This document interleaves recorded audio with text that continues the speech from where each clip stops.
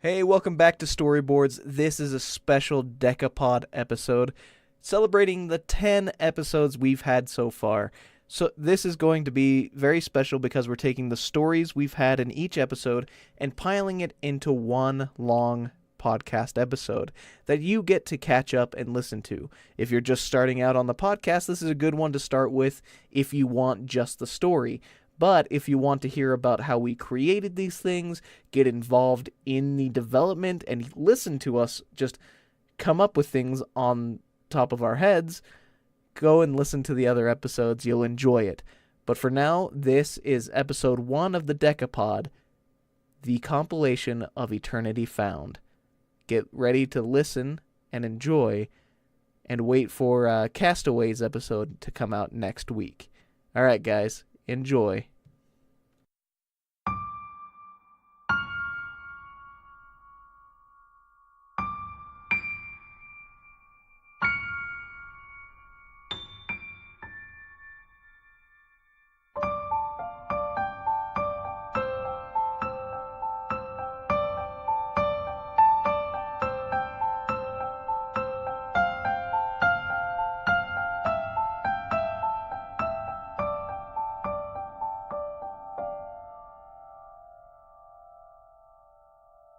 The golden city of the crown of the court of constellations was under siege by a menagerie of heavily armed solar trade ships flying flags of multiple cultures and worlds. None of them were pristine in condition, but to the pirate clans, the more damage that was shown that didn't keep the ship from functioning, the more impressive the crew aboard it. The chaos attacking the crown paled in comparison to the chaos inside.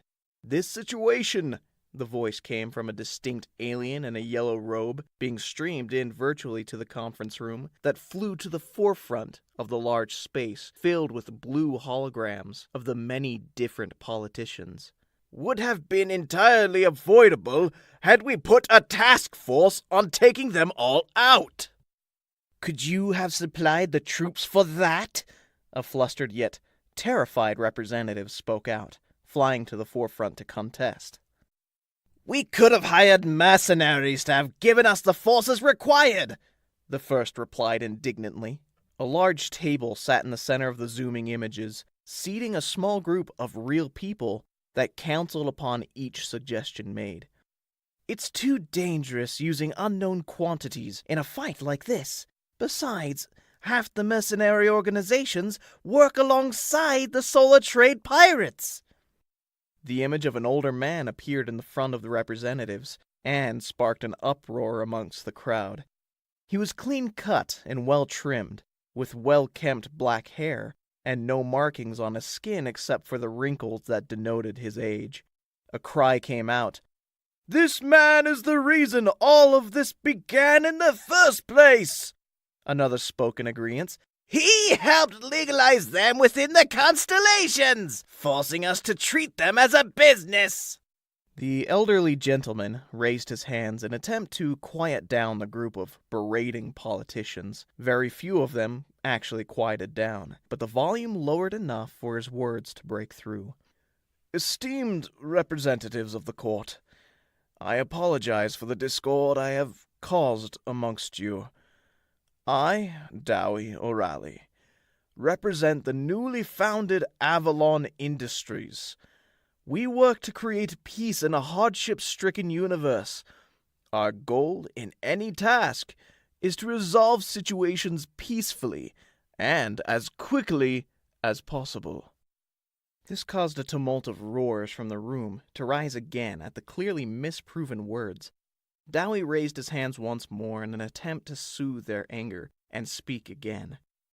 "This council allowed me to show the truth of our work, and I underestimated the pirates' conniving and distrustful ways of living. They stored up more currency than we were capable of tracking, and are currently purchasing allegiances with other factions by showing their strength here in the crown of the constellations." The voices raised again, giving him time to breathe and collect his thoughts. "What they are not showing, however, is that by forcing you to draw out defenses around the galaxy, They are allowing these enemy factions to raid, attack, and claim portions of your constellations. They only hope that no one sees beyond the wall of ships they've placed at your borders.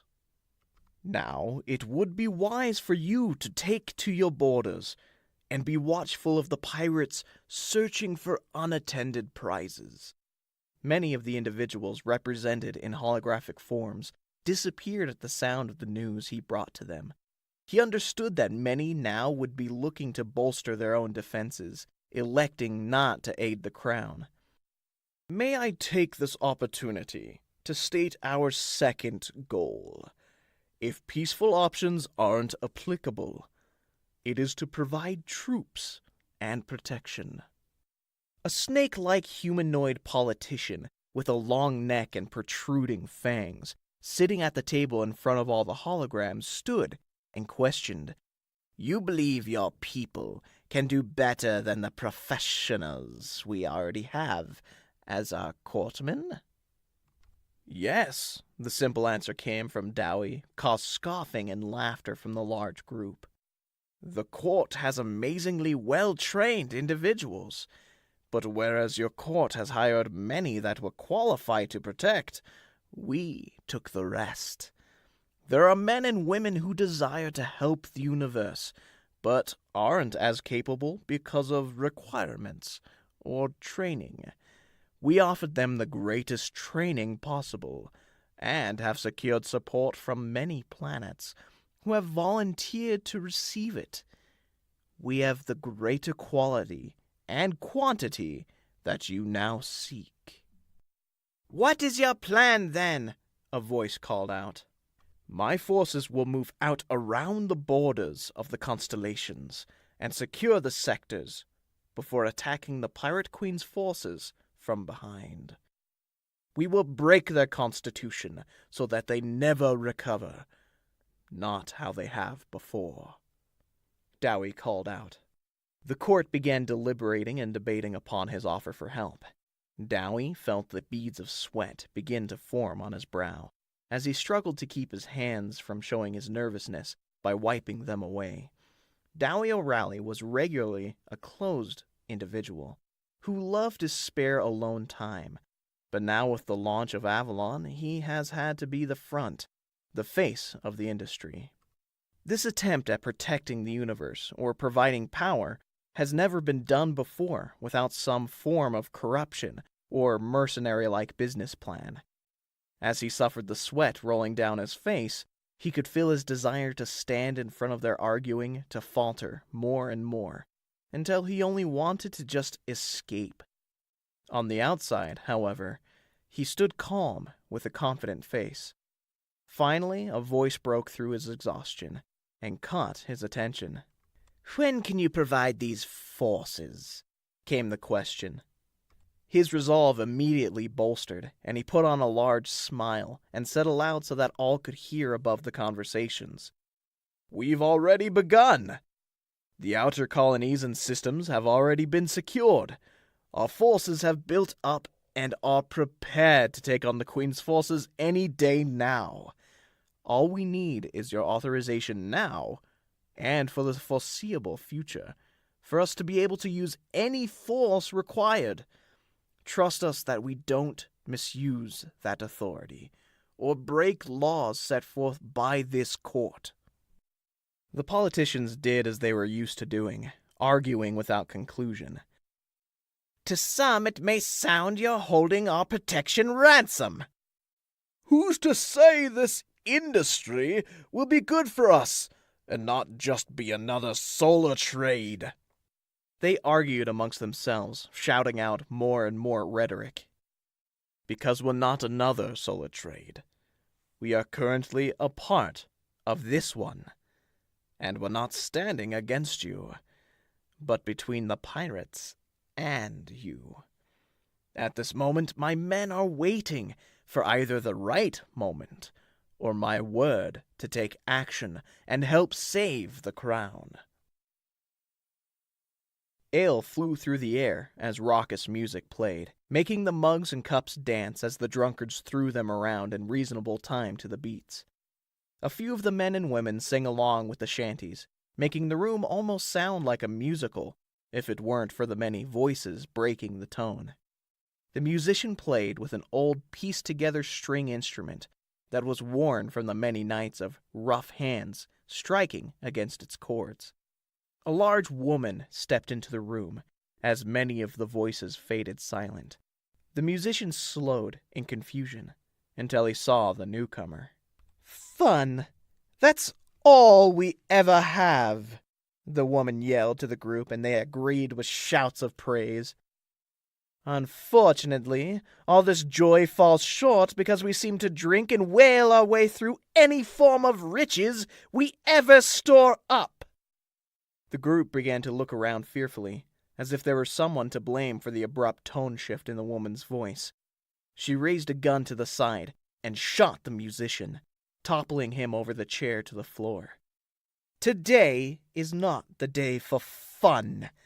Well, not that kind, anyway." 2 men entered the room and carried the musician's body out.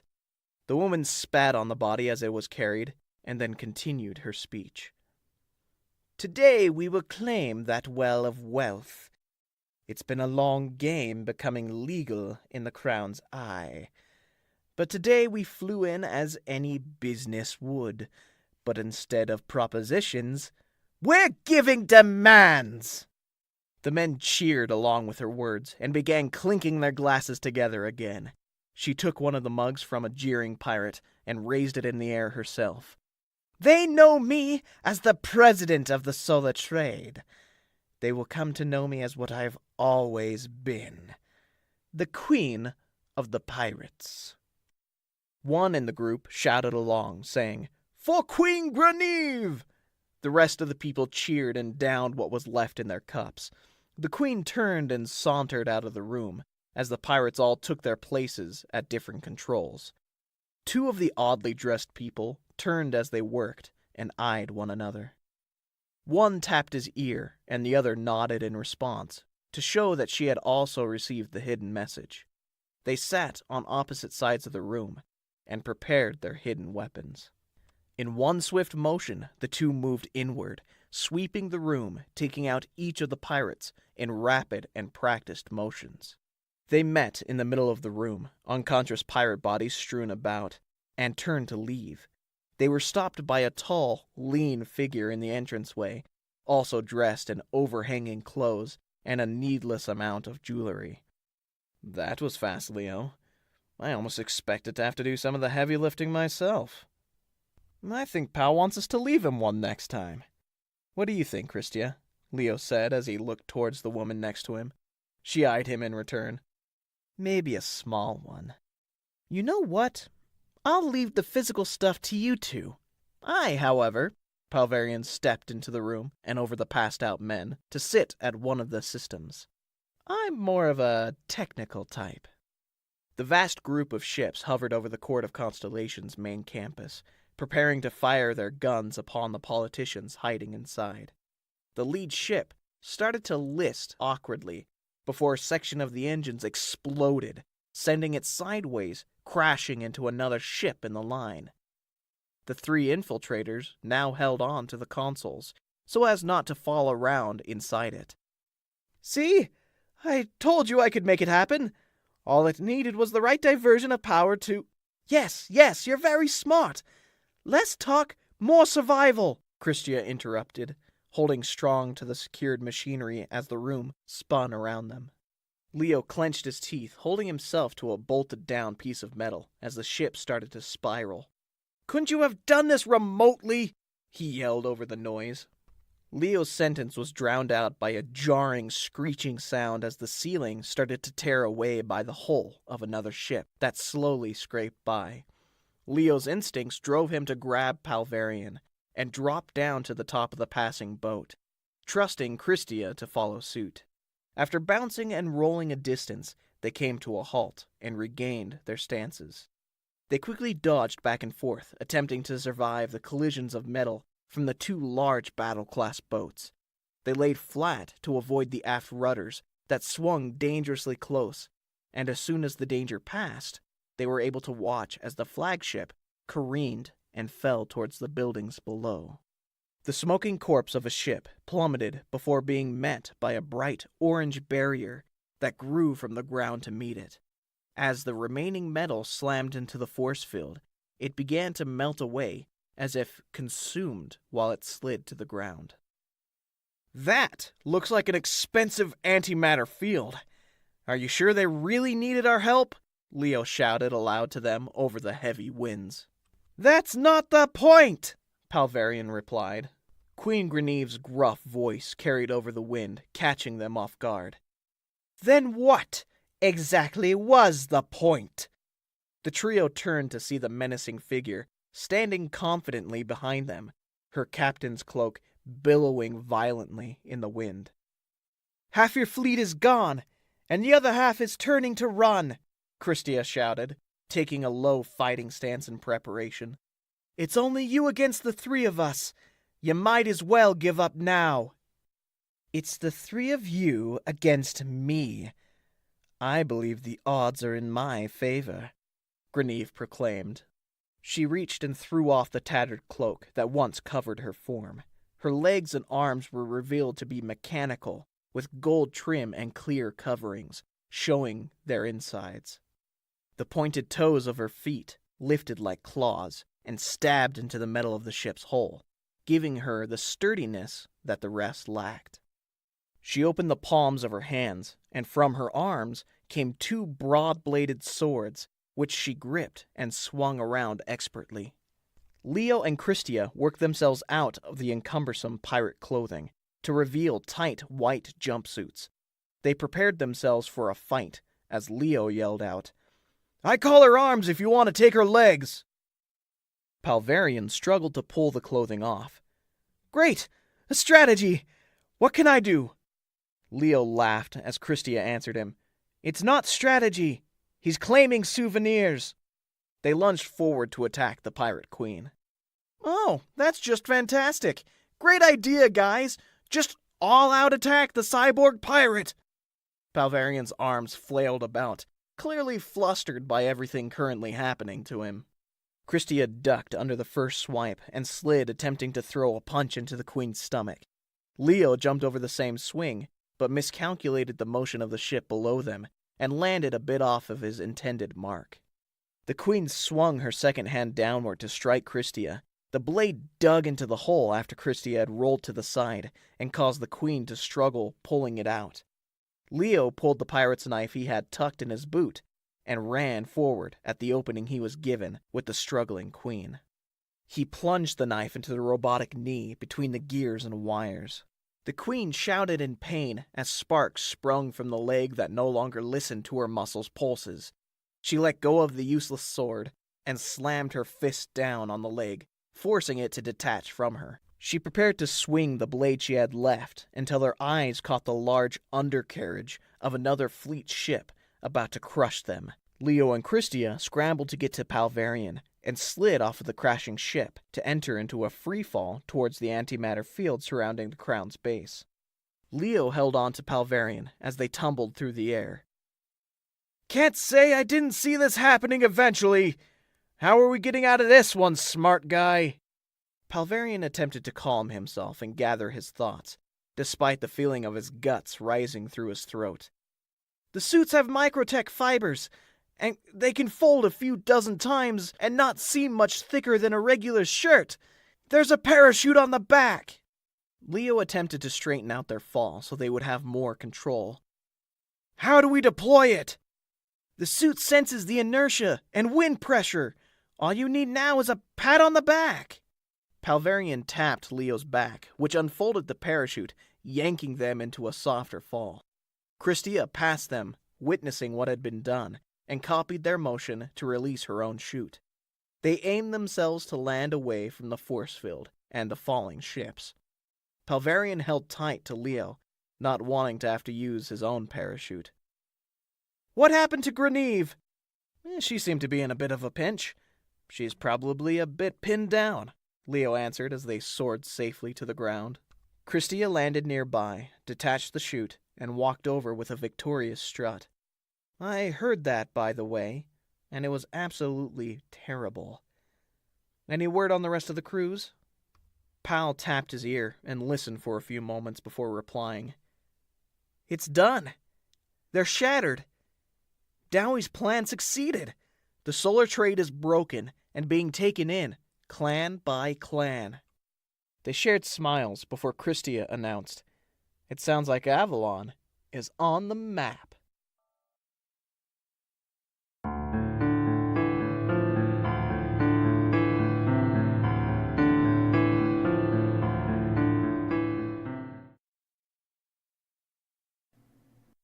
Toddley Ronturn has seen his fair share of tombs and caverns of many species and kinds throughout the constellations. He's visited planets that still hold castles and knights, to worlds of flying cars and teleportation platforms. This world was different, strange in the way it moved, almost like everything was underwater, with the way the planets all waved back and forth. He treated everything here as something unique and precious, being careful not to step on any creature that may have some effect on the natural order. The men that were with him, however, weren't as careful.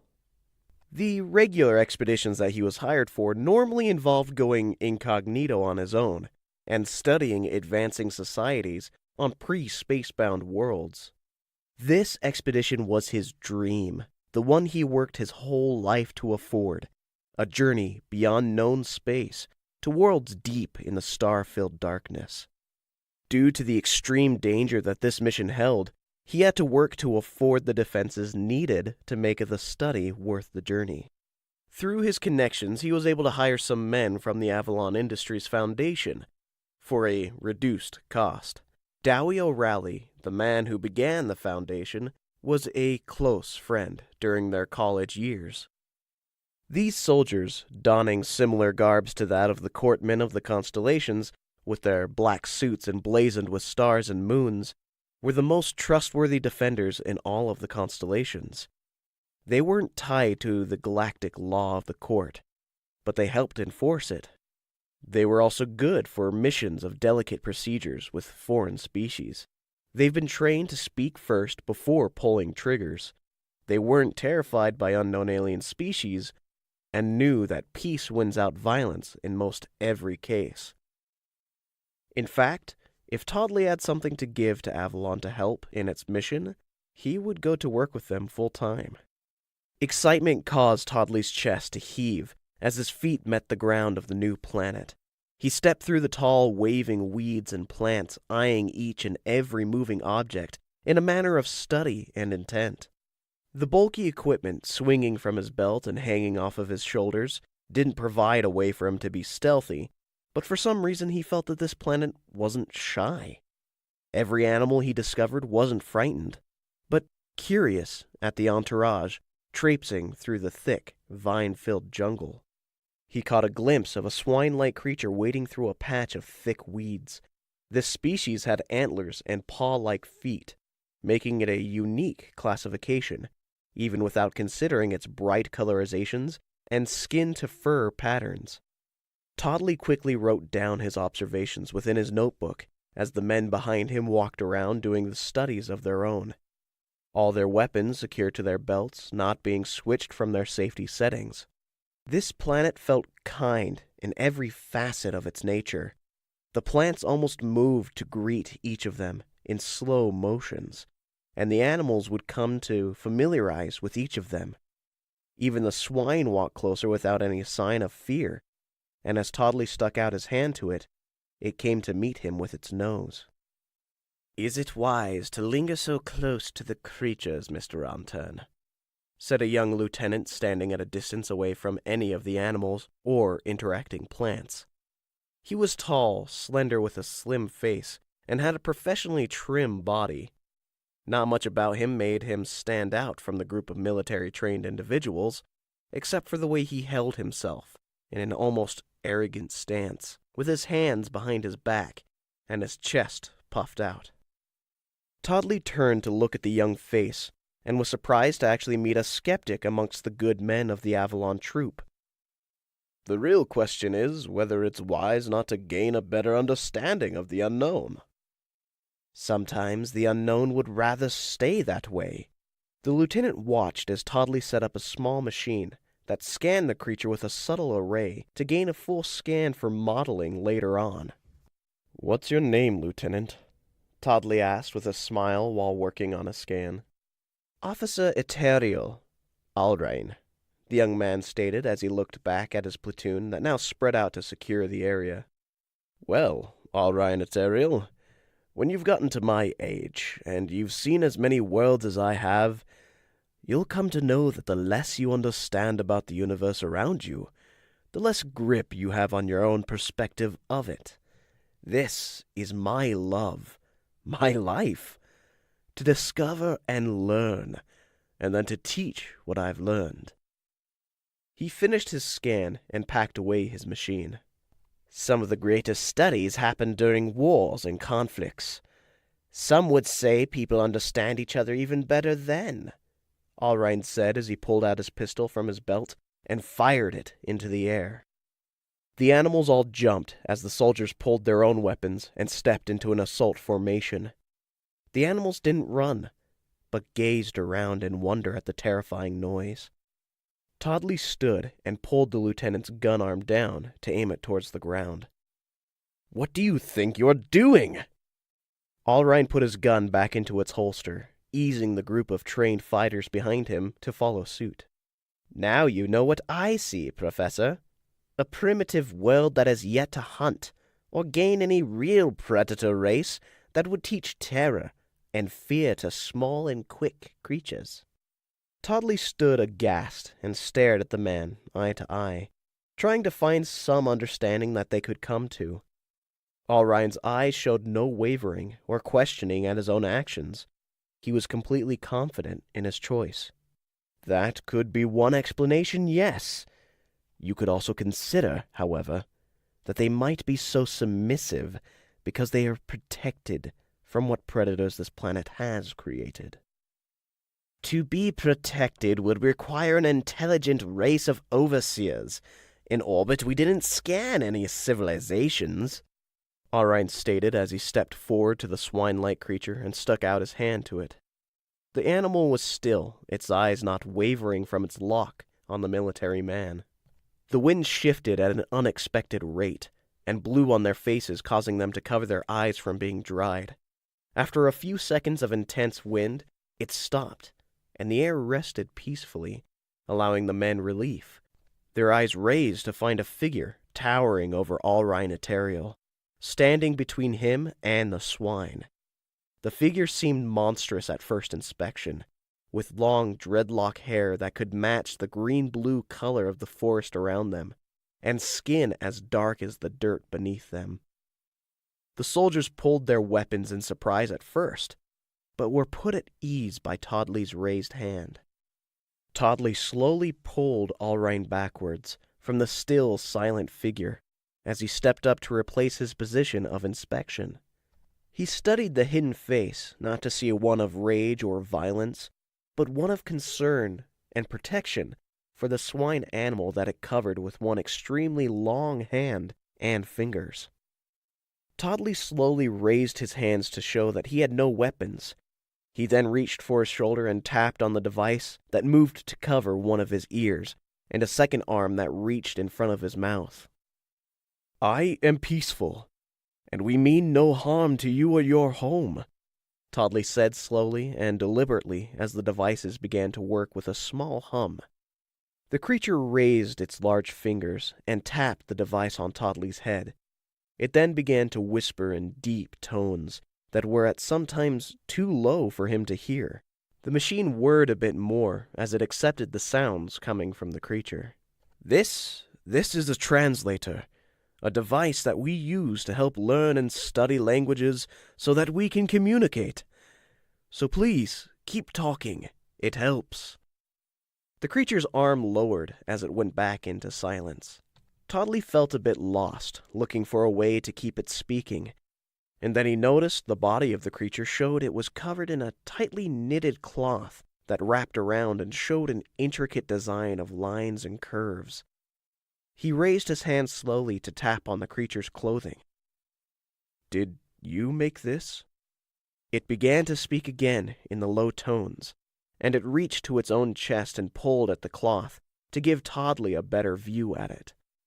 The machine began to work as it listened to the words, and the more they spoke, the more words it began to spit out in each language during their conversation, as a partial translation.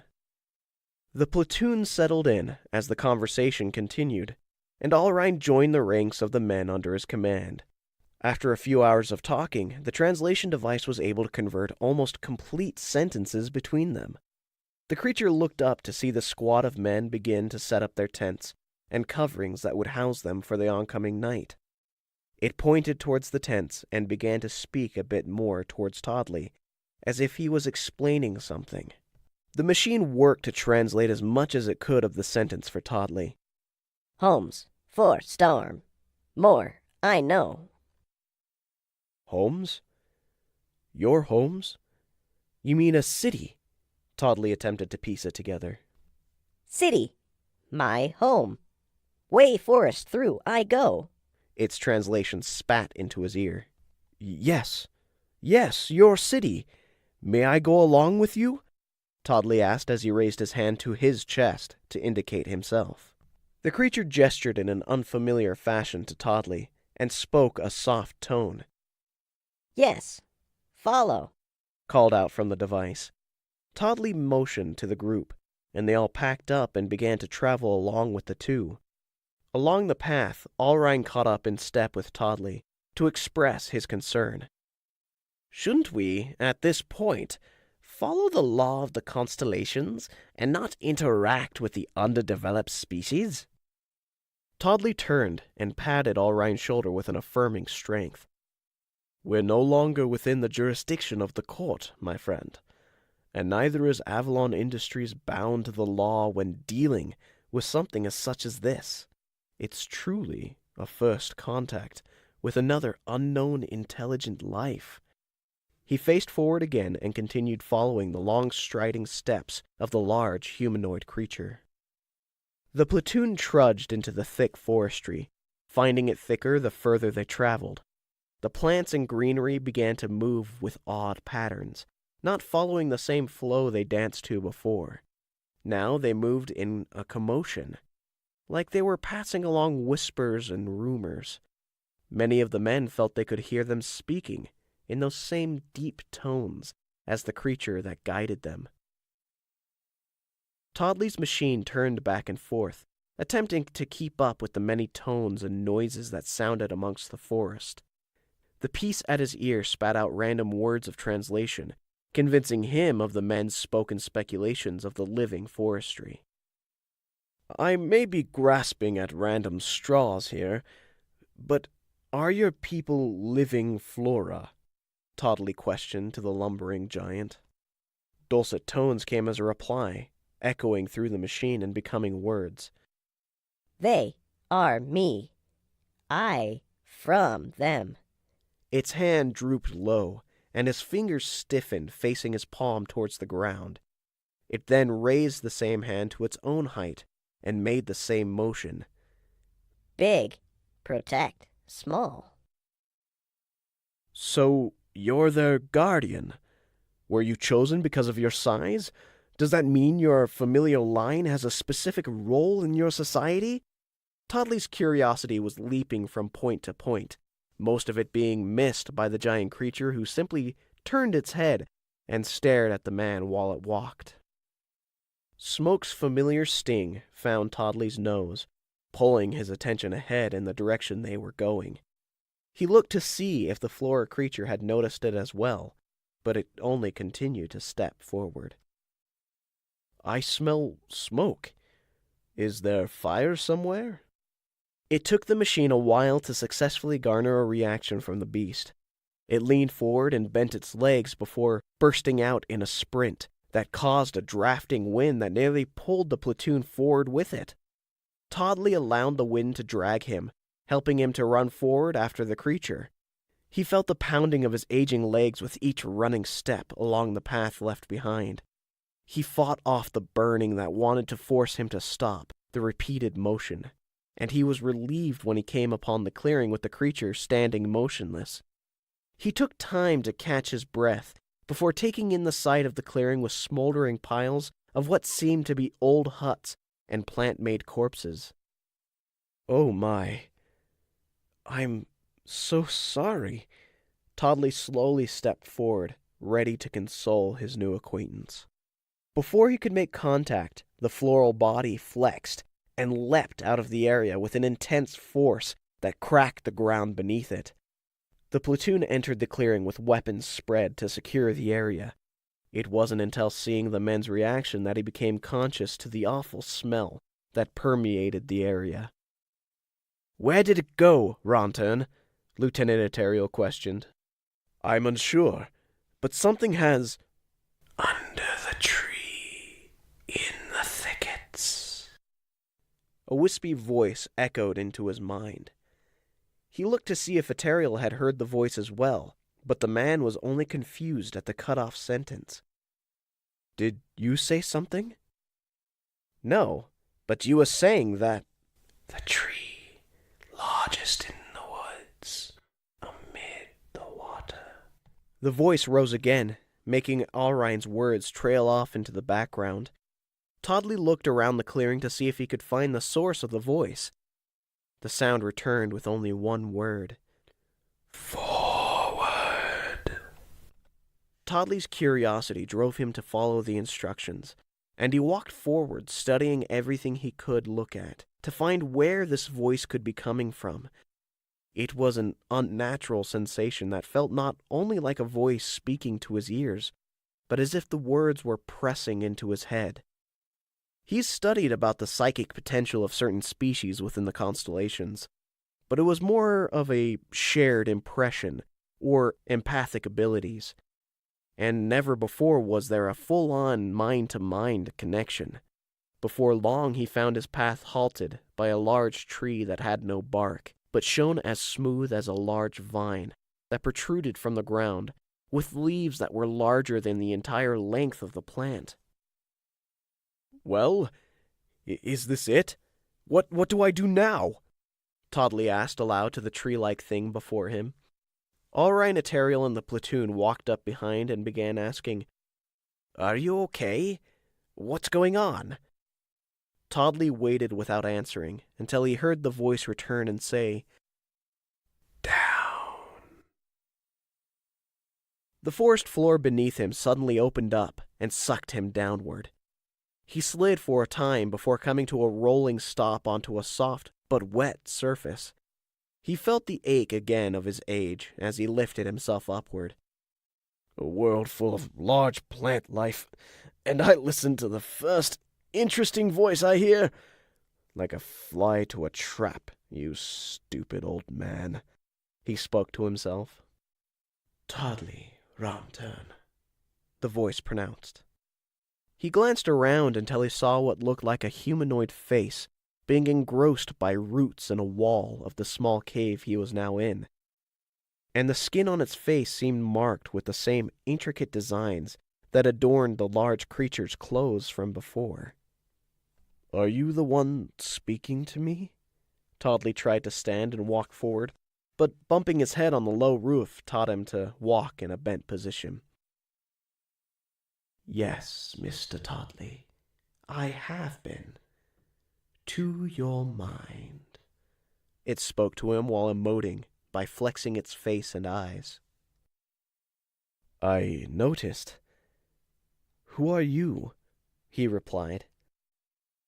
"That's something I've lost to time. However, there is pertinent information that I must share with you. Knowledge that was given to me a long time ago, in a place further from your stars than you would ever know."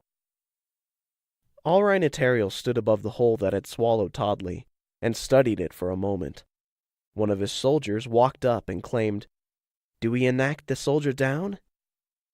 I'll go in after him, set up a retrieval system, and be prepared to call for transport.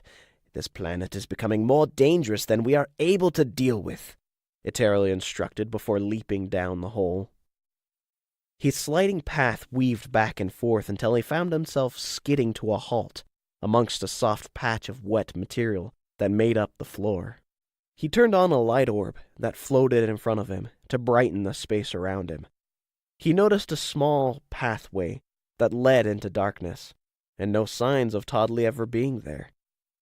He decided to follow the path before him until he could find something that provided more clues to where the researcher had gone. The longer he walked, the more he noticed that the curvature of the cave seemed to lead him around in a circle. He gripped the floating light and tossed it forward, and watched as it flew around following the curve and then returned to him from behind. There's an intelligence to this. The caves are shifting with a purpose. He studied for a moment and then thought back on how Toddly had been hearing something that drove him here.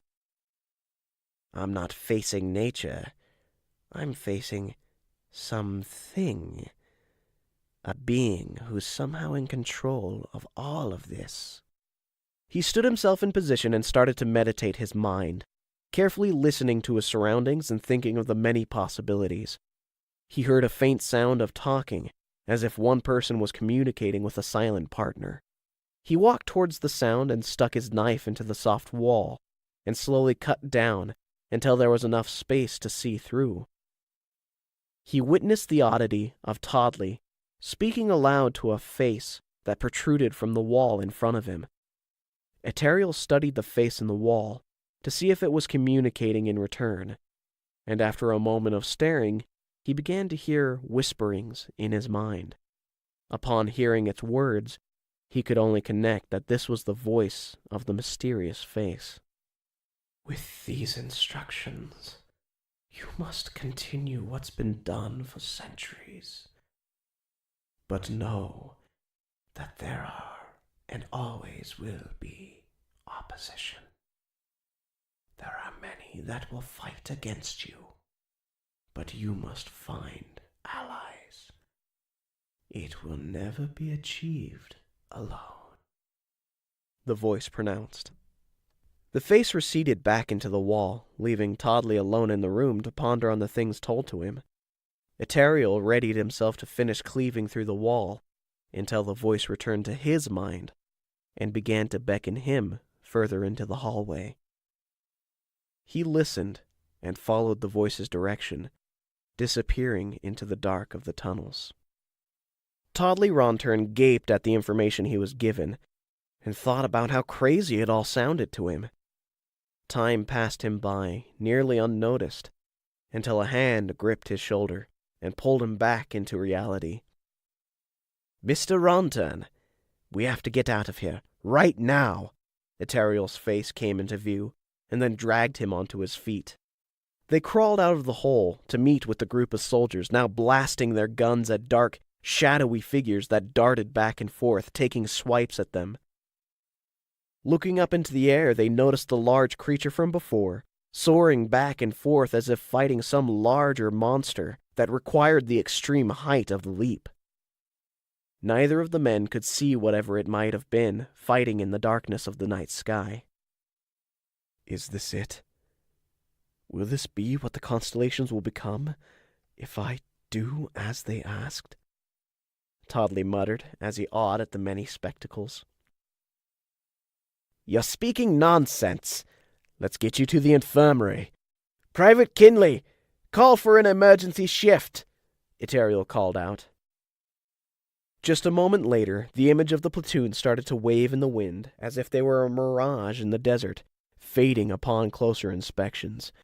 The area was left to its own usual wilds until the creature slammed down into the ground around the entrance to the tunnel. It moaned as water began to seep out from its plant-like muscles, and its body shrunk and shriveled, becoming one with the grass around it. Flowers of different colors started to spring up around it as it slowly died, and the echo of the large monster had been fighting roared in triumph before crying as it was now trapped on this world, having finally killed the last of its long-sworn enemy.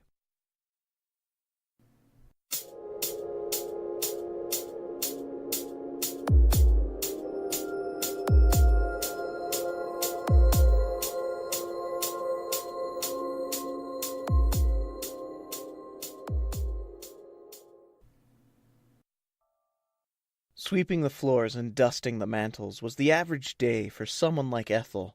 She was a maid in a wealthy household who lived day by day working to earn the meals she can eat, which she also happened to cook. Most of the food that she was asked to make, she didn't entirely enjoy herself. She would catch herself staring out the higher windows to the distant mountains and hills. She would imagine of what kind of animals or views she could see from that side of the world. The passing carriages down below would carry along her mind to what their destinations might be. Ethel opened the door to her lady's master chamber, carrying the overly frilly dress to the wardrobe. She noticed the proud noblewoman sitting at a mirror, layering her face with exuberant amounts of makeup. Her posture was so practiced that it seemed almost to be her nature, just radiating the fact that she was higher class than most. Even her glowing white undergown would shout to the world of her better upbringing, if it weren't improper to be seen outside her room. "Your dress, milady," Ethel said as she lowered her hands to her lap and gave a small bow. She looked up enough to see the jewel-clad woman step up to her. "Ethel, you've been so good to us, and we haven't given you much in return. To live in your home and share a kitchen is plenty enough for me." Her vision wandered to the side as she felt her heart sink at the lie of her complacency. She knew that the sound of her voice couldn't convince a child, let alone the person who affords her livelihood. She was used to covering her own emotions and opinions with the proper responses. "Well, I want to give you more.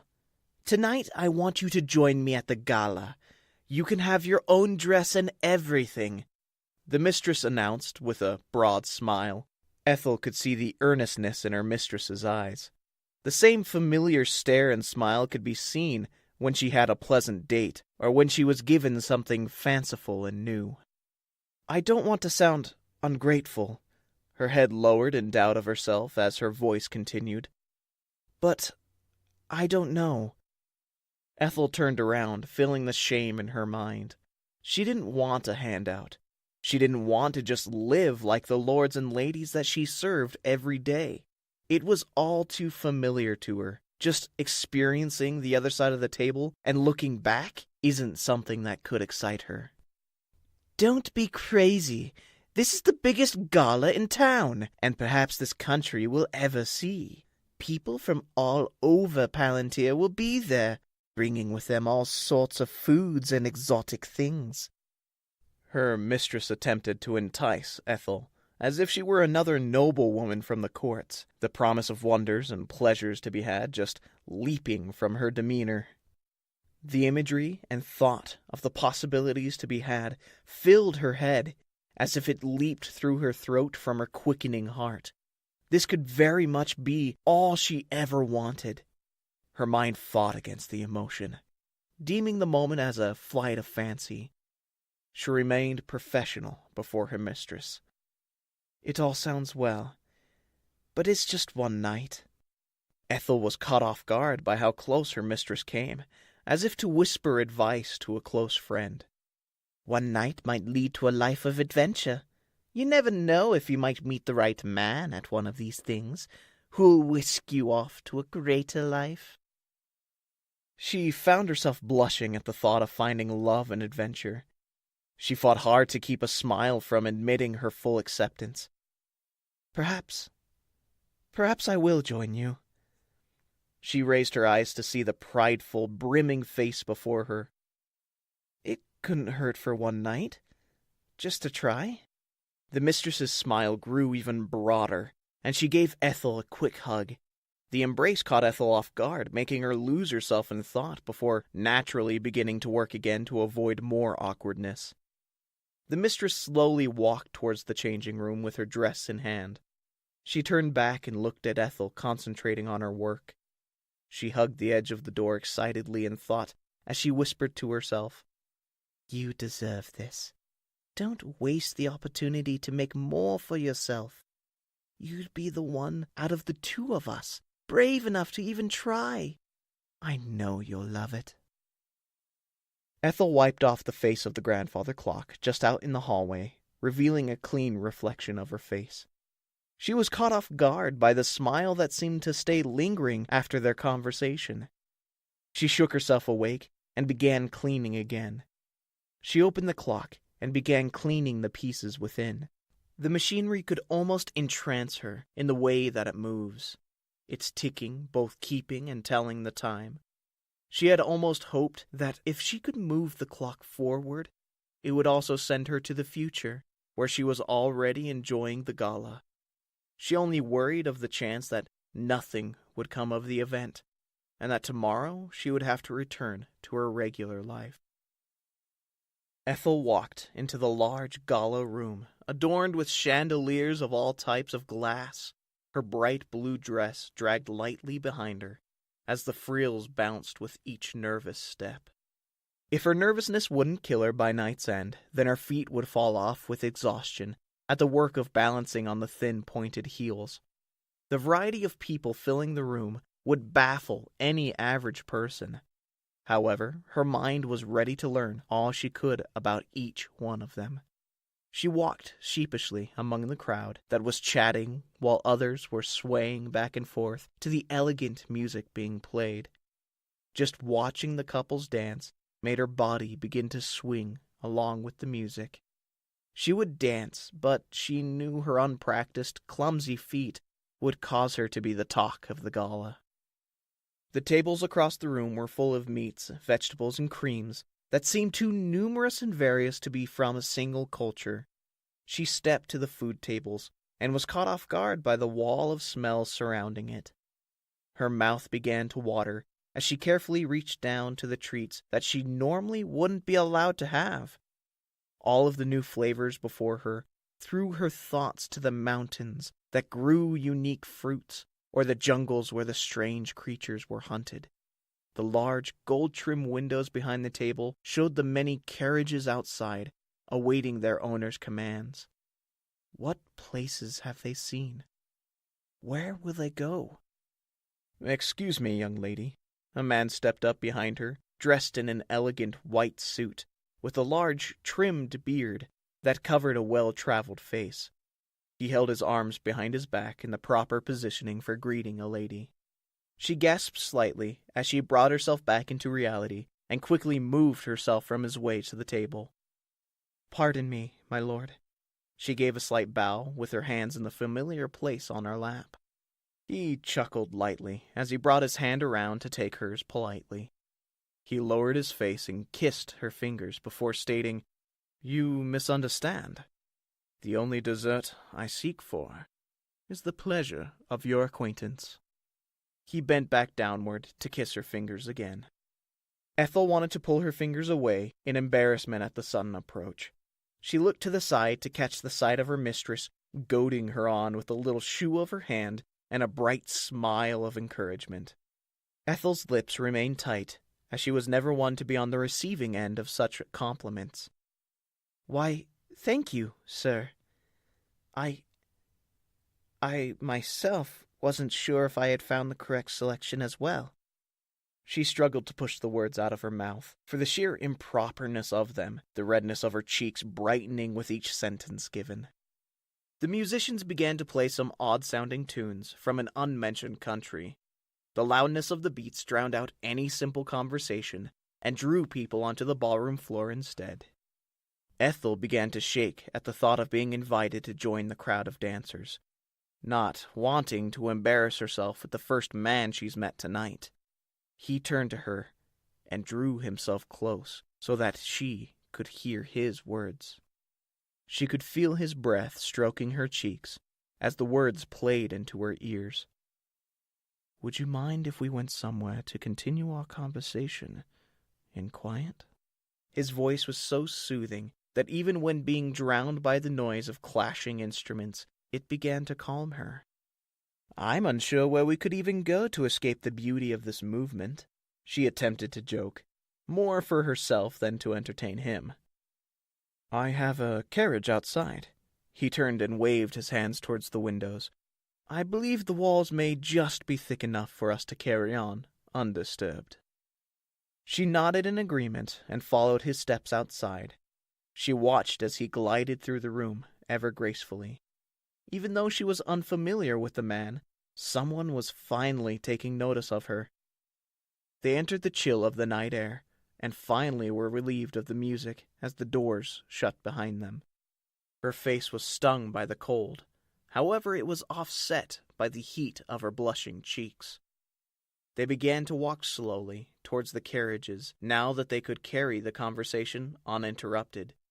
Ethel tried her best to walk as expertly as she possibly could muster in these heels. Pardon my forwardness. I know it seems awkward to have only really said hello before asking you to my carriage, but for some odd reason, I feel I can trust you. He scoffed as he looked inwards to the dancing nobles. She was curious as to the meaning of his words. As if he could feel her stare, he turned back. I apologize. It's just odd. I feel more open with you than any other noblewoman I've ever met. She felt a tinge of guilt for hiding behind the dress and jewelry she wore. Her face almost began feeling numb with the amounts of emotions she was experiencing. Perhaps this man would be understanding now with the way he was speaking towards her. She felt a wave of courage as she began. I must admit, there may be a misunderstanding with who you think I am. The look on his face made her immediately regret having said anything. What do you mean? He asked emphatically, his eyes intent on her demeanor. I am not noble, but a maid in a noblewoman's house. She checked for any anger, but he still showed curiosity, allowing her to continue speaking freely. My lady borrowed me this dress and these terrible shoes so that I may come and make something of myself tonight. I apologize for any time I may have caused you to lose. She lowered her head in self-defeat as she began to walk away solemnly. He reached out and gripped her wrist in a strong hold to keep her from leaving. You're perfect. The words caught her as an odd response. She, however, felt relief in the fact that he didn't want her to leave. Until, that is, his grip seemed to tighten to a painful strength.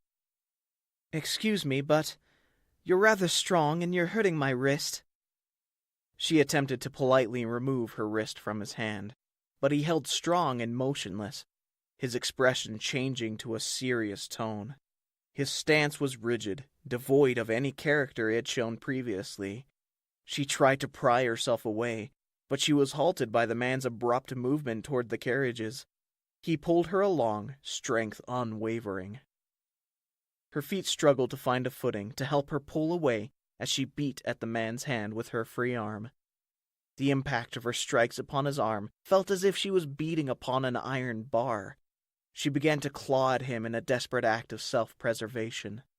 Her heart sank with each step that he made, dreading to realize he was attempting to take her away. Her clawing caught the fabric of the man's sleeve, and with a tug she ripped it away from the seam that held it to the rest of the suit.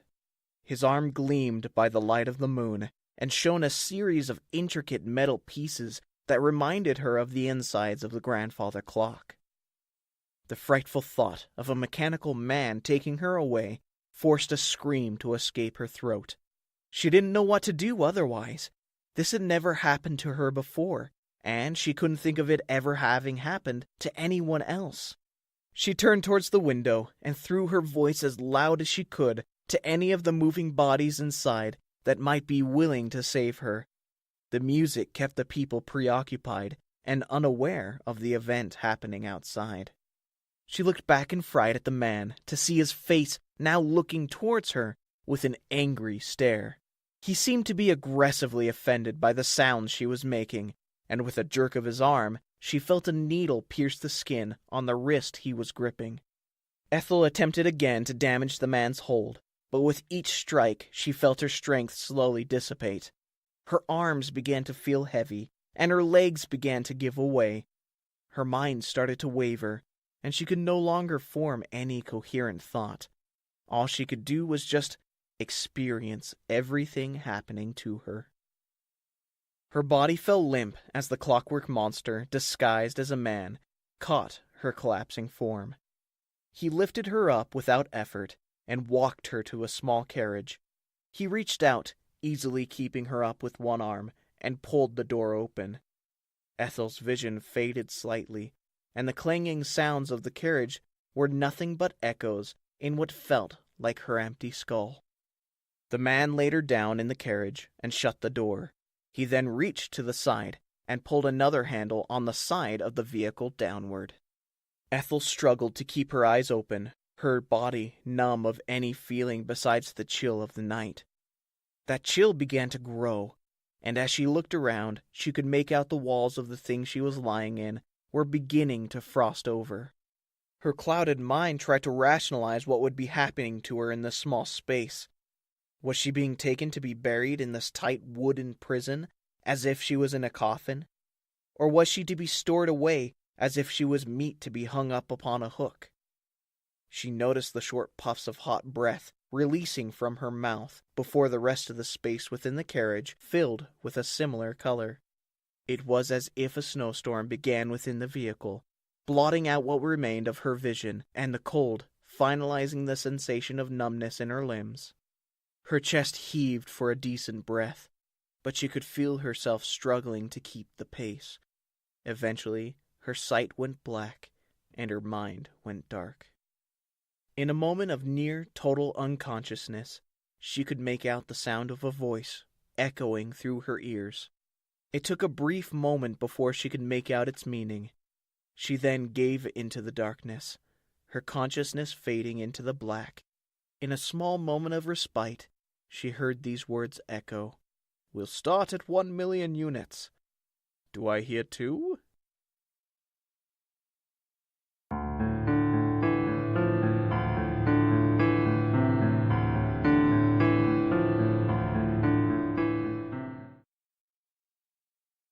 The streets of the Market Moon bustled with the clattering of feet. Many species bartered aloud for many different colored and shaped fruits, and wares being offered by the practiced salesmen from various different quadrants of the constellations. One female human spotted a dress that she felt made her eyes pop in the mirror. She turned from side to side to admire the attractive contours it provided her shape. Perhaps today would be the day she found the one that would notice her, enough to want to get to know her more. Before she knew it, a loud sound came from behind her, as 4 different humanoid figures crashed through the kiosks, one after the other. The first of the men gripped a large cloak that was set on a mannequin behind her, and ripped it out of the area. The last 3 men stumbled over each other and everything in their way as they attempted to keep up with him. The pay desk was toppled and the money thrown about the ground, causing bystanders to scramble for a handful of currency. Someone ripped the dress from the woman's hand and made a breakaway, leaving her with frustrating disappointment. Leo, the man being pursued, quickly threw on the cloak he had taken, and a hat that's wide brim would be perfect to shade his face. This asteroid of a planet sat near to a bright star that made it difficult for him to be able to see without it, also making him grateful for the many tent coverings along his pathway. He glanced over his shoulder to see the 3 different alien men wearing the official black uniforms, emblazoned with stars and moon crests, to represent the court of the constellations. They, like most everyone on this planet, wore thick sunglasses.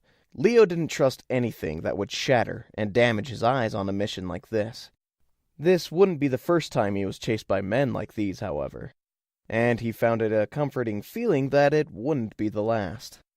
His life was full of chases and running. It seemed to be what filled his time the most these days. It didn't bother him. He was in shape and well-practiced.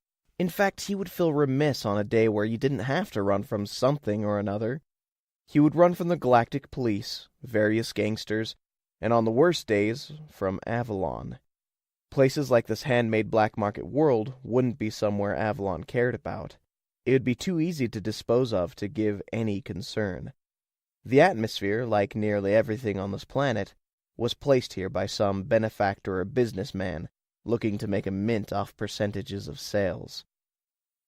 Leo wouldn't even be surprised if few people in Avalon Industries had pockets getting filled from here.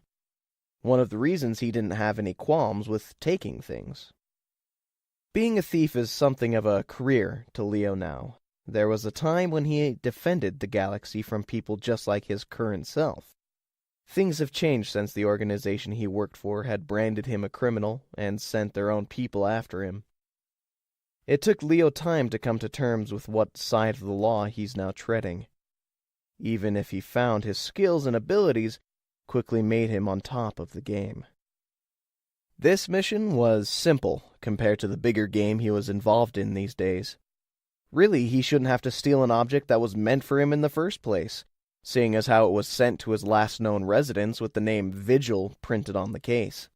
Vigil, being the name given to him at the start of his criminal career, would be a word that could raise the value of any object in the universal market. Anyone owning anything that was branded or touched by a famous criminal, such as he was, felt empowered by it, like they had stolen from the great thief himself, and could flaunt it.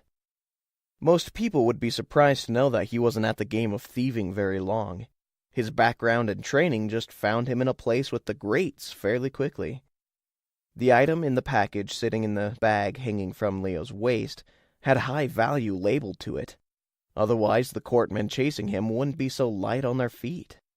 Leo fled into a crowd wearing a cacophony of colors and clothing, allowing him the perfect place to blend in with his new disguise. He was able to just keep ahead of the courtmen enough to avoid them seeing his costume transition. All that they could follow him on was with the trail of destruction and ruined kiosks he had left behind. Now he had just to be careful not to make a scene, and he was perfectly invisible to their inspections. The easy part was just walking back to the apropos, a name that Leo knew was way too intricate for its meaning than the way he was using it. Palverian always wanted to change the name to be something more memorable to the masses, like the nickname given to Leo. Leo never felt that this wonder of a boat wouldn't really be worth the strain. Thus, the apropos persisted. Looking above the heads of the mixed species of humanoids before him, he could see the tall tower of docks above. Walking to the bottom of the tower, he would strain his neck to continue his gaze on the many ships that lined the many walkways. People were walking up and down this tower as if they were walking on regular ground.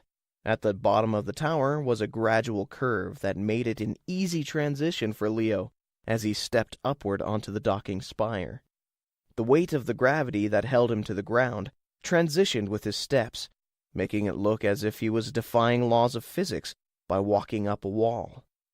To his perspective, nothing changed, other than the angle at which he stepped, and he made his way up the long port until he came face to hull with a large Tor cruiser that sat connected by tethers to the dock. Looking up at the large front of the ship, he could only admire the class and style of its design. He whistled for a long moment before saying, "Well, old girl, shall we take one more danger-ridden flight through enemy territory?"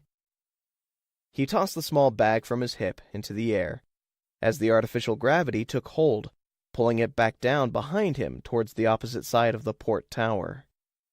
The bag landed on a small ship, more rounded in shape and white in color. Amongst the rest of the shipyard, it would seem as though someone had taken an escape pod and expanded it to the size of a basic space vessel. Leo turned around to face the small ship, and let out a sigh of comfort and familiarity with what has been his portable home. The ship welcomed him by shifting a ladder down the side. He climbed to pick up the bag and stood at the center of the roof of the ship. The portion of the hole he stood upon opened under his feet. Though he didn't fall through, a small light emitted outward and held him aloft in the air. The light lowered and brought him down within the shell, pulling him past the upper portion of the apropos, that was filled with heavy machinery and blinking lights. Another floor down, he passed through a portion of extended hallways. He floated into a larger chamber that toted many different stations, where people would be assigned to help run the ship's many different systems. It all formed around the perimeter in a wide oval, with computing stations of various designs and formats, all surrounding the center grav lift that Leo was now riding, and a chair that sat a few feet behind the helm. He raised his hand with his palm flat downward against the light, which seemed to greet it. The floor closed just before his feet arrived, converting his weight back to his legs. He walked forward and set his bag down to the side of the chair, and leapt over it to land in a seated position on its padding. "Computer, detach all docking clamps and prepare the engines for streamlined propulsion."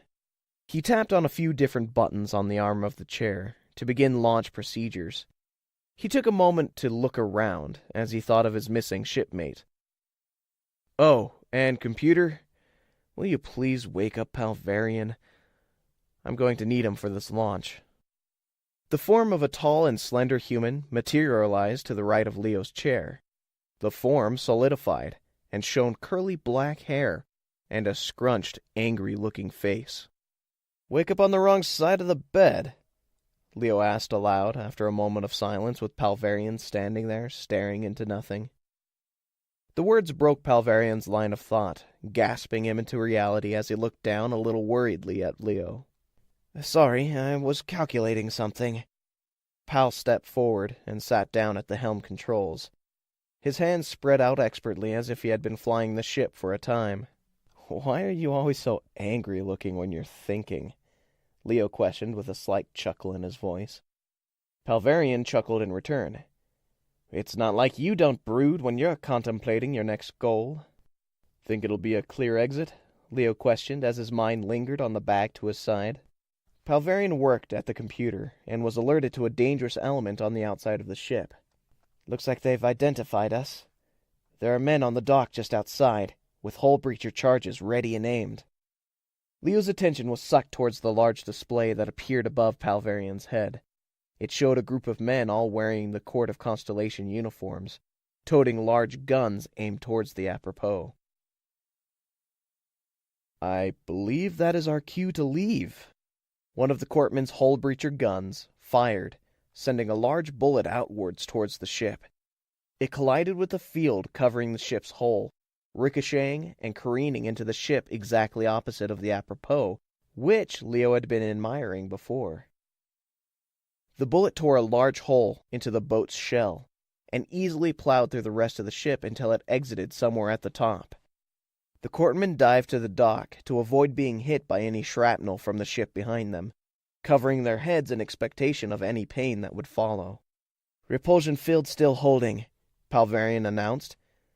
"Thank the Talanx for expensive technology." "Seconded. Now let's get out of here." Leo took a deep breath of relief, even though he knew they would be safe. He had been using the ship in many missions, and it's been struck by a plethora of different weaponry, and not much was able to break its repulsion field. The ship's design was now becoming old and outdated by newer experiments happening behind closed doors. It'll only take the right time and the right person to have what was needed to actually destroy the apropos defense. Leo was just fortunate that he was able to dismantle all the information and technology that was related to the apropos system before he escaped Avalon with his life and Palverian's mind. Palverian drifted the apropos out of its docking slot and aimed the front of the ship towards the sky. He ran a scan of the upper atmosphere to find that none of the courtmen's ships have yet to form any kind of blockade to prevent them from leaving. Palverian thought it must have been a slow day for them, especially with a place like this that should be heavily guarded to prevent thieves such as his partner in action. "Any chance this has pushed you towards retirement? I mean, we could easily just find a permanent vacation spot. A small island on an ocean planet, full of friendly, cuddly sea creatures. Of course, I couldn't really enjoy it all that much. I'm just saying I could do well with finding a different lifestyle." Palverian chatted loudly as he worked. Palverian knew that he wouldn't be living much differently if he hadn't been melded to the apropos. seeing as how he and Leo were both part of the conspiracy that labeled them as criminals. The worst part of it all was the fact that, now they were free to go where they chose, he couldn't leave a certain perimeter around the ship without his form dissipating at the full range of its projectors. The events of his death were a bit blurred to his memory. The data was corrupted during the transfer, and all he has to go off of now were Leo's words. He knew it involved sabotaging Avalon and attempting to steal the apropos, and according to Leo, his lack of self-preservation capabilities. In other words, Palverian was just too slow. His memories of before the incident were still intact, however, meaning he was still himself, character flaws and all. It was hard to believe that there could be an automated system avatar that would argue and make countermands to half the things the captain attempts to perform. It was also hard to believe that there was a system with a living algorithm that thrived and piloted the ship. The initial boosters fired, and they zipped into the sky and flew towards the upper atmosphere. The surge of pressure on their bodies passed, and left them feeling extremely light as they entered into space. The ship's sensors began firing, while the screens blazed with alerts and flashing lights. "Pal, what's the problem?" "There wasn't a security blockade, because there was something else."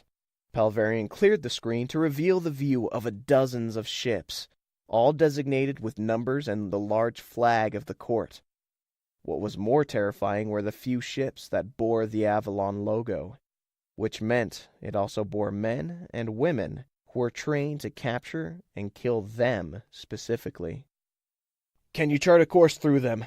Leo asked as he attempted to recognize any ship in the fleet to possibly find a known weakness that he could exploit. "They've covered every possible direction, and even if we did find a way through them, we wouldn't escape their weapons range in time.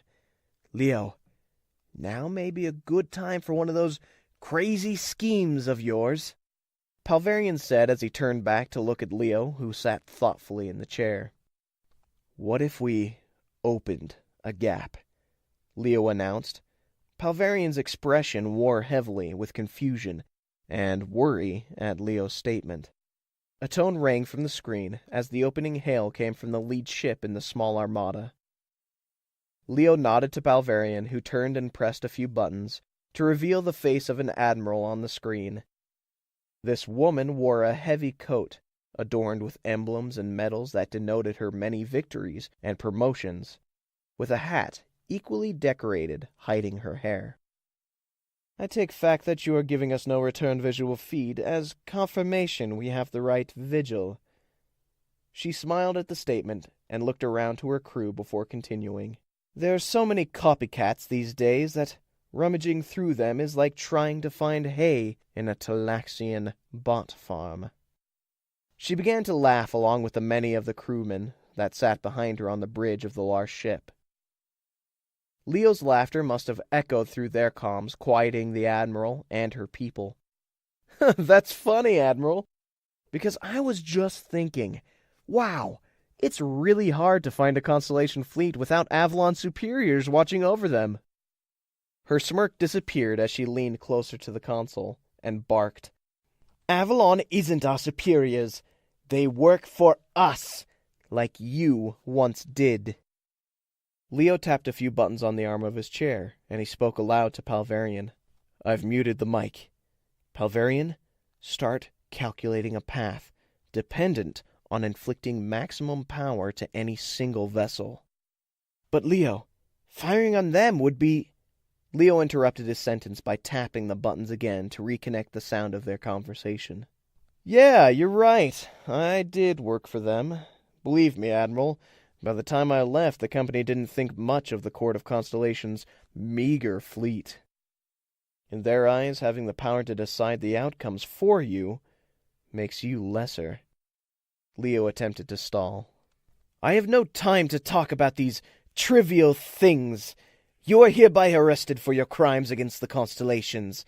These charges include multiple accounts of grand theft, terrorism, colluding with the Solar Trade pirate clans, and the murder of Palverian Dunvel, Ter Lu, and your ex-fiancée, Christia Yalir. You are now also under pending investigations for the murder of Dowie O'Reilly. Oh, really? That's 2 more murder charges than I'm used to hearing. Though I'm not surprised. I was the last person to really have seen Christia and Dowie alive. Makes sense they decided it would be convincing to point it all at me. I'm just their scapegoat, Leo continued as he motioned to Palverian with his hand to hurry up his research. It is my honor to confiscate the apropos and take you into custody myself. Take down your shields and I will shift onto your bridge, the Admiral announced. Before I let you on board, I think I should know your name first, Leo stated, hoping she would take the bait. Admiral Shivla Tempala of the 3rd Constellation Fleet. Now, put down your shields, she shouted as her final command. Leo struck the chair and muted the audio again. Pal, do you have the solution? I do, but these are innocent people. I don't recommend putting them in any kind of danger you're suggesting, Palverian argued. Currently, we're in more danger than them.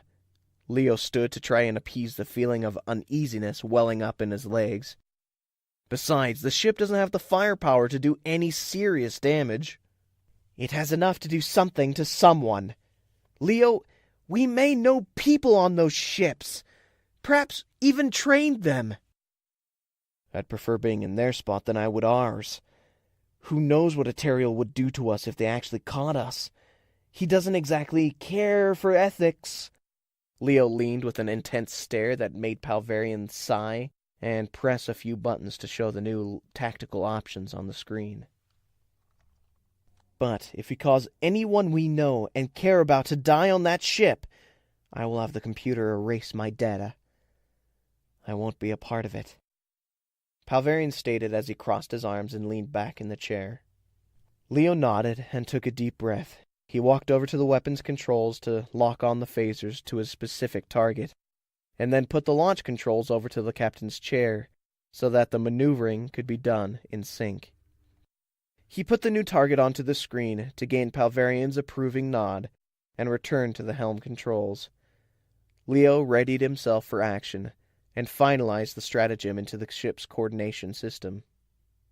The apropos shell opened to reveal small fine beam cannons that shot towards the fleet.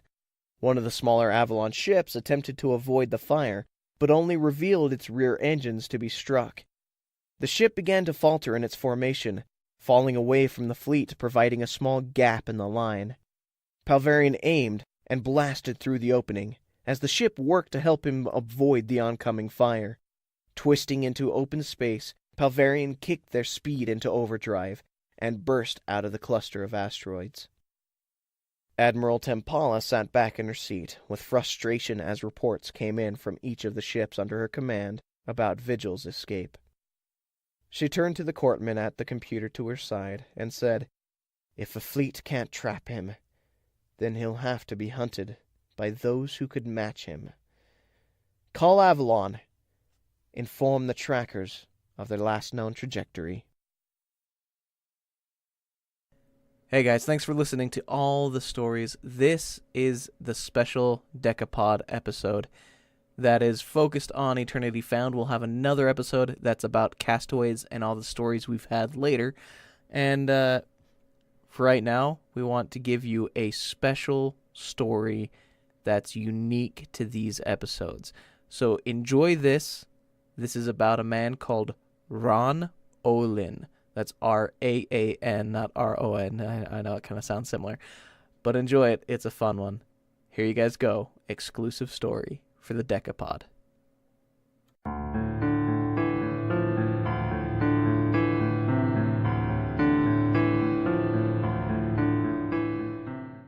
The thick forests of Adven didn't leave much room for anything to walk through its thick vines, creating a perfect place for animals to survive being attacked by larger predators. There was one being who had lived his life becoming used to the forestry. During the wars against the wayward Advena, he became the greatest predator within the land. Anyone who entered into his terrain was already doomed by the many traps only he knew were there.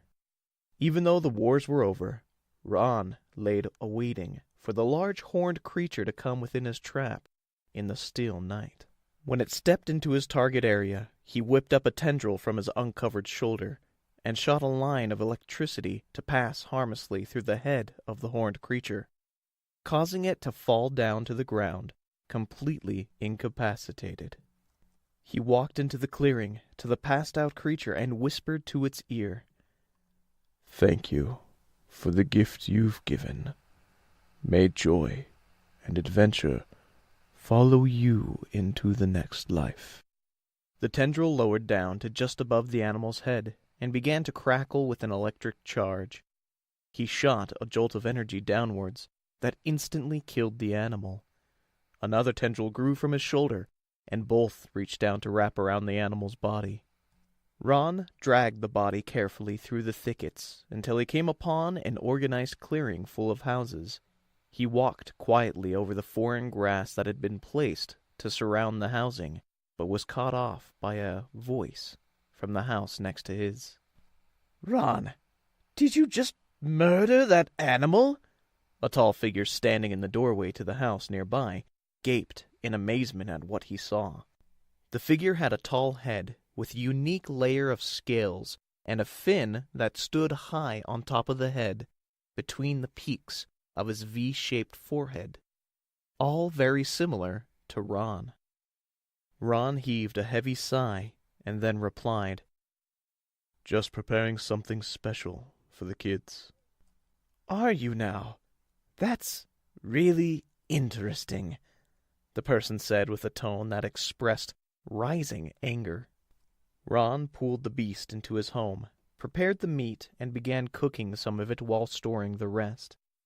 He garnished and surrounded the meat with vegetables and fruit on a large platter with expertise. His table had been set for 3 people and was about to call for his children when he heard a knock at his door. He opened the door to find another smaller man who was also very similar to himself, with light green scaled skin and 4-fingered hands. "Hello, Ron. How are you doing today?" "Very well, Teal. What brings you by?" Ron asked in return, staring stoically down at the man interrupting his dinner preparations. "Listen, you know people don't like me ever since they signed with Avalon Industries to provide law and protection." Teal looked around nervously. "But knowing what hate does to a man, I have to tell you to be careful what you let people see." Amazing how fast news travels. Ron leaned to look over at his neighbor's house to see him peeping at them. He should have been recruited for espionage. "May I come in? I'd rather not have any more nonsense thrown out about me." Teal jittered. "Look, Teal, I know what they say the law is, but it's the people who sacrifice to afford Avalon's protection." Ron breathed a heavy sigh as his mind rolled back to his many missions. "I was an army chef, and you were law enforcement. We both served the public and were kicked out of our respective careers by the new order. They owe us some leeway." "You were more than an army chef. You were a hunter, a legend among us," Teal began as he walked closer for a serious whisper. "Even with all of that talent, you know what Avalon can do to you." "Well, I'm not afraid of them. They have no power over us." Ron stepped back and began to close the door. "They have all the power, ever since we gave it to them." Teal got out before the door snapped shut. Ron called out to his kids who were up the stairs playing in their rooms. A moment later they came running down, both showing the same kind of scaled skin, just with lighter tones of colors, showing their youth. "Tanya, Feli, happy birthday." Ron revealed the table full of food for the celebration. The children squeaked their excitement as they ran to the freshly made food. The twins munched away with glee at the food that they've so rarely been able to taste. Ron lamented that the food he regularly gets to prepare comes from off-world, flavors so different from what originated on Adven. Lights appeared flashing in the windows with the light screeching sound of emergency vehicles. Someone knocked on the door repeatedly until Ron stood up and was able to answer it. He opened the door to find the surprising sight of being eye to eye with a human male that equaled in size to himself, and several small beings of different races standing in the back. Despite the off-putting situation, Ron pushed through with his regular calm demeanor. "Can I help you, gentlemen?" Ron studied each of them. "Hello, I believe this is the Olin residence?" the large leading man began. "You must be Ron." "Yes, I am. May I ask who you and your friends are?" Ron asked politely as he recognized the black suits emblazoned with stars. "My name is Rick. I'm a representative from Avalon Industries," the man answered. "These are my trainees." "I see. And what would you be training them for now?" Ron exasperated. "We received a report of public disturbances," Rick stated, "along with some disturbing news of someone killing some of the protected wildlife." "Listening to rumors would make everyone villains," Ron denoted. "Be careful which you would believe." "Well, I'll have to put in an order for investigation." Rick brought out a pad that he began to tap notes into. "All I see is a father and his children enjoying their evening. I would hate to ruin it." Another voice broke through the air from the house over, saying, "He killed a wild guev! I saw him drag it from the woods and into his home. This monster should be shot!" "I assume you're the one who sent in the report." The men behind Rick began to stir in conversation. "I appreciate your dedication to the law, and can tell you must have sacrificed a lot to have it brought here. Allow me to handle the situation." "I don't want him living next to me," the neighbor yelled. "What if he comes after me next?" Rick bowed his head, and then after a moment's thought spoke up. "May I enter to speak to you in private?" Ron felt uncomfortable by the request, but knew it might be for the best. "Very well. Come in." They entered the house, leaving the patrolmen behind to wait. They all found a spot to sit and began to do their own things. They bantered and joked as they waited, until they were confronted with a group of Adven walking into the area, all wearing masks. "What's this, then? You know masks are prohibited," one of the officers said, standing to face them. The group of figures stood silent, staring at the men, who all became nervous and started to pull out their weapons.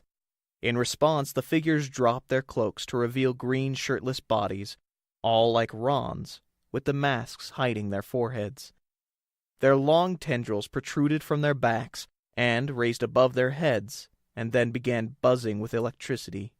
"They're hostile! Don't let them touch you!" the officers shouted to each other. One of the masked men shouted, "For the liberty of Advan!" The groups ran at each other and began clashing their weapons and blasting bolts through the air. The door opened for Rick and Ron to come out and see the battle taking place. Ron had his hands cuffed together, and Rick advised him the dangers of running before stepping out to join the fray. Ron heard the voice of Teal around the corner of the house calling, "Ron, come with me. I'll get you out of here. We have a resistance to the Avalon that can protect you." "Teal, listen. If I don't go in, they'll take my children. And if we all disappear, then they'll wipe this whole district out, just to avoid rebellions," Ron explained. "What do you need me to do?" Teal said as he nodded to indicate his understanding. Take my kids off-world. Find a safe place. And people. One that hasn't bowed itself to Avalon. And what about you? What are you going to do? Ron turned his head back around to see Rick easily tossing around the Advena warriors. I'll follow the system. It may be odd, but that man has given me some good options. He stood and walked back to the porch of the house to wait for his inevitable abduction. Teal snuck around him into the house and snuck the children out of the back of the house. When Rick finished defeating the group of men, he came back to Ron. Glad to see you're still here. They led Ron into a shuttle lift that shot them up with a speed that made it difficult for every man to stand, except Rick, who seemed unfazed. The shuttle stopped just above the outer atmosphere, at a station locked in position above the planet. The doors opened to winding hallways that led to many unknown locations. The men took him down one path that led to a room with 2 chairs facing each other at a table. They sat Ron down in one of the chairs and locked him to a ring and chain attached to the floor. After a few moments of sitting there, sharing awkward glances with the trainees that guarded the room, the door slid open to reveal a single individual. He stepped into the room and ushered the other men out, leaving the 2 of them alone. "Hello, Ron." The man stepped forward and sat himself down at the chair seated just opposite of his captive. Ron remained quiet and waited for the man to continue. "Tell me, what brings you around here?" he said almost jokingly. Ron sat still and tall in the chair, remaining silent. "So silent, so stoic," the man brightened up as he studied Ron. "I've always been intrigued by the Advena, such a peculiar race." Ron hardly wanted to provide the man the conversation he seemed to desire. "But you in particular are the most intriguing I've heard of." He pulled out a file that sat behind the chair and began to read through it. "You were awarded Most Valuable Asset during the Wayward Wars. You are credited for the assassination of 7 notable army leaders, and that's just on this planet alone." Ron looked intently on the file and grimaced with each word that was read out of it. The man laughed quietly before saying, "The funny thing is, it doesn't say which side you worked for, or who those prominent figures were." "Who are you?" Ron was finally forced to ask. "Why do you care so much about my race?" "My name is Alrine Eterial, president of Avalon Industries," he said with a slight bow. Ron studied him up and down.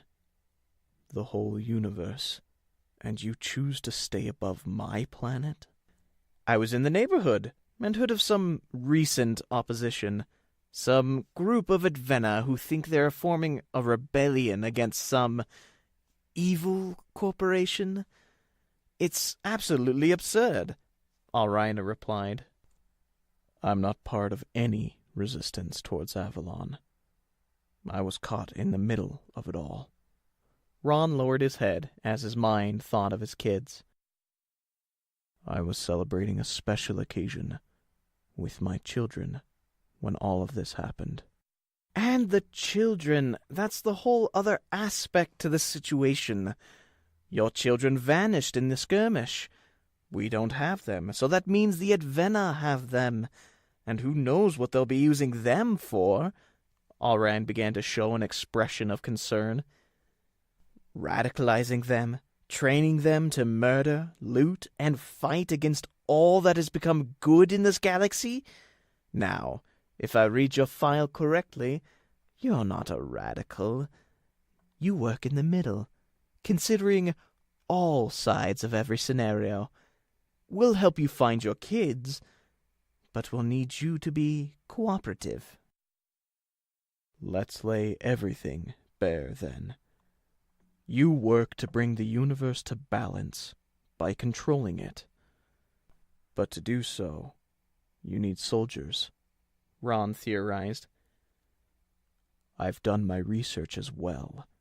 I know that Avalon worked to create their own resources. Now that you've taken over, you offer such grand things to planets who would give you that which you need. I admit you can't know someone entirely from a file. Allright dropped the papers to the floor. You can't be sure about motivations, so I would ask you to understand that I have the best intentions for your people's protection. You've been standing over us, telling us that you've been protecting my people with your laws. But for 3 years you've done nothing but file us by, feed us your crap, taking samples of everything we do and produce. But there's some things that we have to keep secret, because we believe we were given blessed abilities. We don't even talk about it with off-worlders, because faith was sown into our culture to keep these things sacred.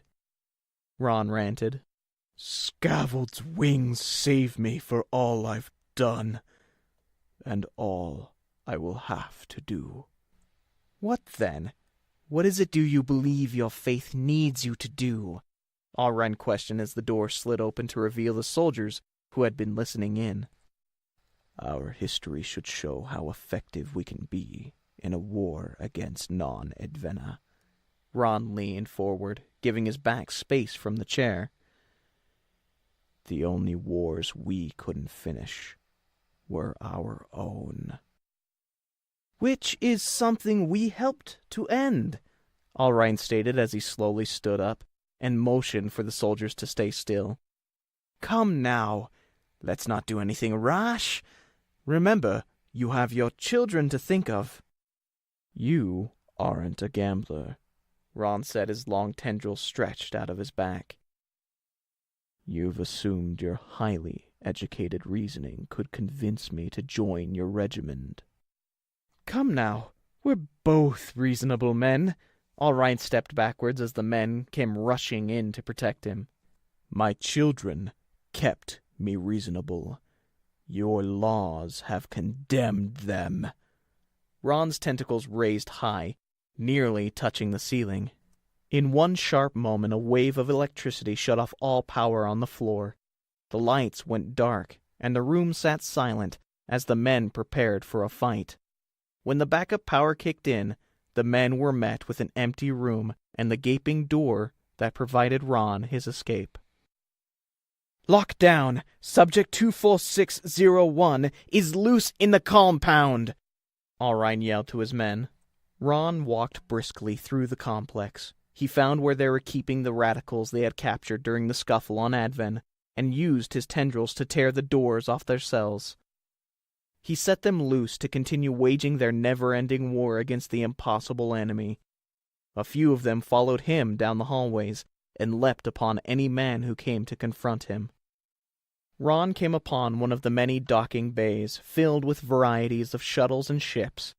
His search found a small fighter ship built for a single occupant. He entered into the cockpit and checked the system for jumping capabilities. Once it was confirmed, he began to flip switches and press buttons to ignite the engines, waking the ship in a roar. A voice called out from the bay before him, and looked to see Rick standing directly in front of his ship. Rick, you can't stop me. I have to leave, Ron said into the speaker. I have to find a way to save my planet and my people. My children depend on me. We all have causes. It is our duty to question if it is the right one, Rick shouted with his hands stretched out. Sometimes our causes are too small. I work to secure the universe, to free it from injustices. There are many injustices that are wrought, and many ways to right them, Ron announced. An old tutor of mine taught me a harsh lesson. There is no other way than what we can do best, Rick replied. That can lead to a sad and lonely life, Ron said as he pushed the thrusters to lift the ship off the bay floor. You don't know the half of it, Rick said as he could only stand and watch the ship boost itself out of the open doors.